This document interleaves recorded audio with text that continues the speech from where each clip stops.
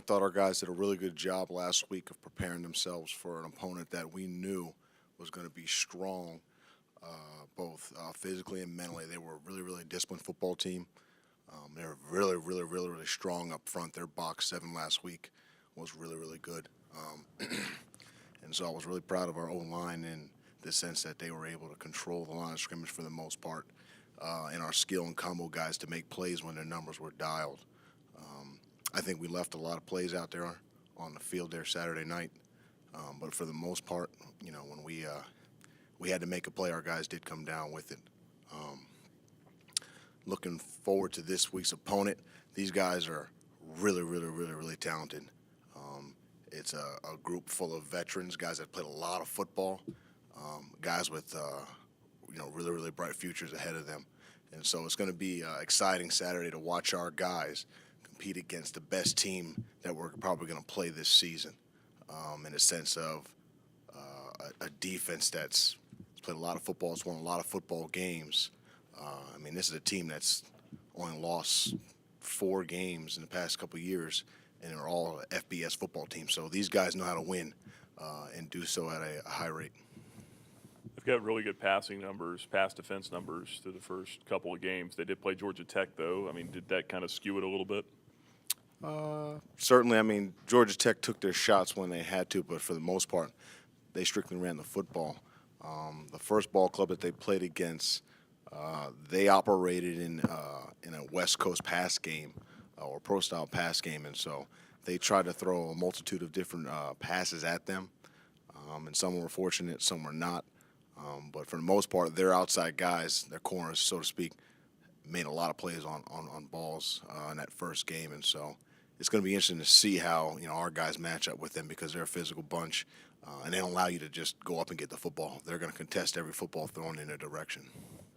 When you've been able to go back and watch tape from the Indiana State game, were there times you can pull Buckshot aside and say, these are times when you're extending plays, just get rid of it, let us live, and give us a chance in a situation to maybe have a shorter field goal or be in a better down and distance instead of trying to get plays and avoid sacks when ultimately he was sacked?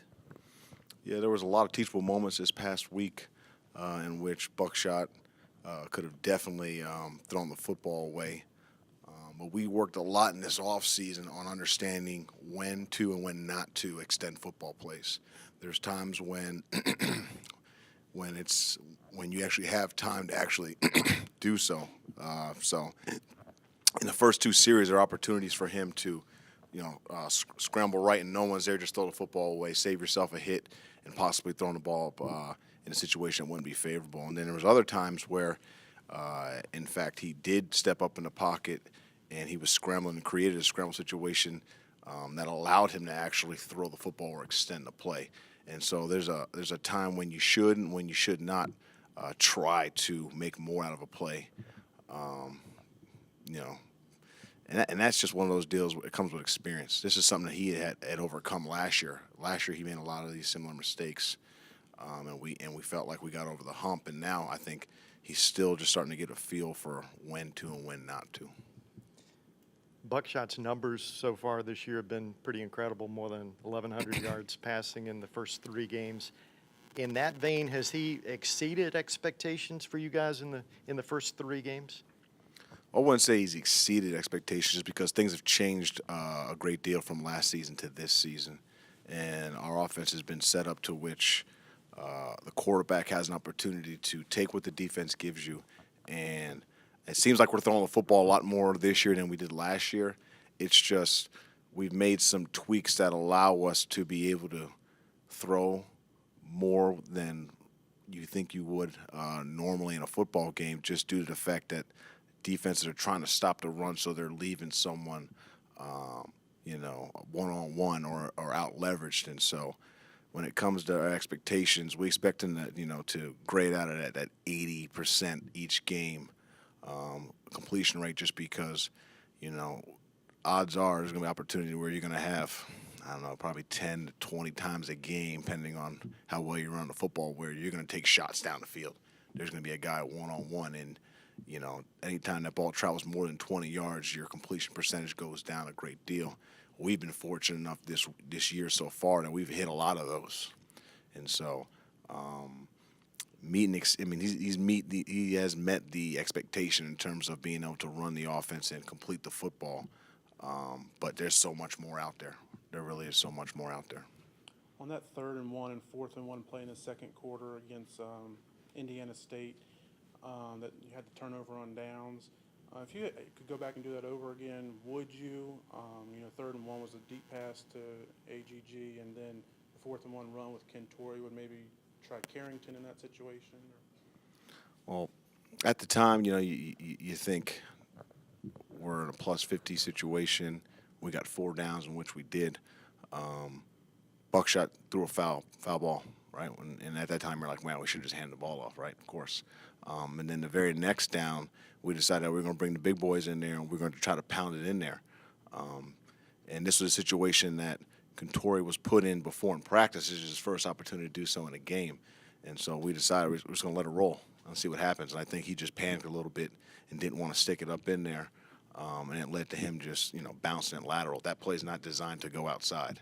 And so far this season, he's been outside. He's run outside of everybody. No one's been able to catch him. But he has to put on tape that, when my number's called, I got to get downhill no matter what. I got to do what the play's designed to do. Just because that's one of those plays where everyone's hat and hand leverage is inside. That's where the ball's going. On his other plays, everyone's hat and leverage is outside, and that's where the ball's going. He was running like it was an outside play when it was an inside play. But hindsight being 20/20, we've coached it. Our guys know what they're doing. Anytime we call play, we expect them to execute it. And you know what? Sometimes defense is going to win. That's just the way the game goes. With them being so good against the run, do you expect having some one-on-one matchups down the field, and how important is it to win those? Certainly, last year when we played these guys, they did a really good job of defending the run. These guys don't give up much.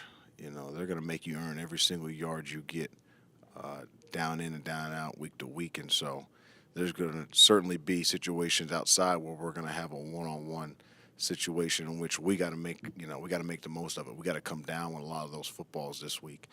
And if you study these guys over the years, people do take their shots on them and they do come down with them. But these guys are well prepared for that. Defensively, they understand where the weaknesses and vulnerabilities are in this system.